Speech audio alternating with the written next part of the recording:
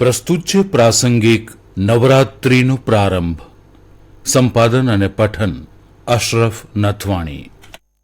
આજથી નવરાત્રી પર્વનો પ્રારંભ થઈ રહ્યો છે. જિલ્લાભરમાં ધાર્મિક શ્રદ્ધા અને હર્ષોલ્લાસ સાથે નવરાત્રીની ઉજવણી કરાશે. નવરાત્રીના ધાર્મિક અને પૌરાણિક મહત્વ અંગે માધાપરના નલિનભાઈ ત્રિવેદીએ આકાશવાણી સાથે વાતચીત કરતા આ મુજબ જણાવ્યું હતું. આજની તારીખ 3/10/2024 થી નવરાત્રીનું પર્વ આરંભ થાય છે. હવે નવરાત્રી શા માટે કરવામાં આવે છે તો કે એની શક્તિ ઉપાસના છે. આ શરદ ઋતુની અંદર રોગચાળાનો અતિ ભયંકર પ્રકોપ હોય છે, તો એ વખતે માનવ શરીરમાં શક્તિની સંચાર કરવા માટે શક્તિ પૂજાનું મહાત્મ્ય આપણા ઋષિ મુનિઓએ બતાવેલું છે. માટે આપણે 9 દિવસ સુધી શક્તિની પૂજા કરી અને શક્તિ આપણે મેળવીએ છીએ. આપણા કચ્છમાં ચારે બાજુ શક્તિઓના સ્થાનક છે. દાખલા તરીકે પૂર્વમાં રવેચી માતા છે, મોમાઈ માતાજી છે, પછી ઉત્તરમાં રુદ્રાણી માતાજી છે, પછી પશ્ચિમમાં માતાને મળ આશાપુરા માતાજી છે. આ પ્રમાણે સમગ્ર કચ્છમાં શક્તિ પૂજાનું અત્યંત મહત્ત્વ રહેલું છે. અને અત્યારે પણ પદયાત્રામાં માણસો લાઈનબંધ લાખોના હિસાબે દર્શન કરવા ઉમટી પડે છે. તેમાં દેશ દેશાવરથી પણ માણસો દર્શન કરવા આવે છે, કારણ કે શક્તિ મેળવવાની વાત છે, આપણે ઉર્જા મેળવવાની વાત છે.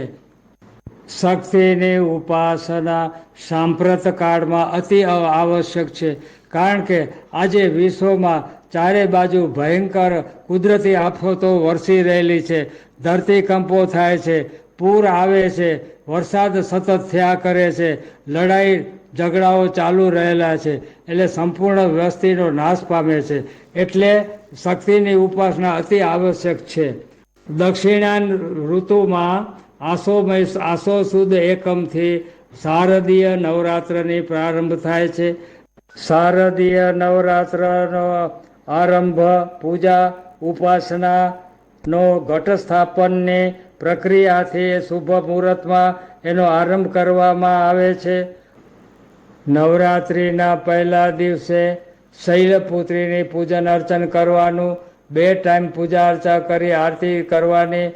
પછી બીજા નોરતામાં બ્રહ્મચારિણી શક્તિની ઉપાસના કરવાની. ત્રીજા નોરતામાં ચંદ્રઘંટા નામની શક્તિની પૂજા અર્ચા કરવાની. ચોથા નોરતામાં કુષ્માંડ નામની શક્તિની પૂજા અર્ચન કરવાનું. 5મા નવરાત્રિમાં સ્કંદ માતાની અને 6ઠા નોરતામાં કાત્યાયની માતાની પૂજા અર્ચા કરવાની. 7મા નોરતામાં કાલરાત્રિની ઉપાસના કરવાની. અને 8મા નવરાત્રિ વ્રતમાં મહાગૌરીની પૂજા કરવાની. 9મી તિથિમાં 9મે દિવસે 9મી રાત્રિના સિદ્ધિદાત્રી અને આ રીતે નવદુર્ગાનું પૂજન અર્ચન કરી એના અંગમાં હવન વગેરે કરી અને એની સમાપ્તિ કરવાની થાય છે.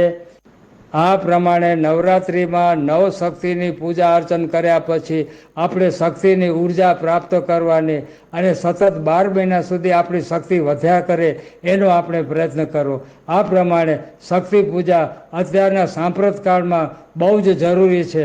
શક્તિ પૂજાથી જ આપણે શક્તિ મેળવી શકશું અને આગળના આપણા કાર્ય કરી શકશું. સમાજ માટે પણ આપણે સેવા આપી શકશું. અસ્તુ.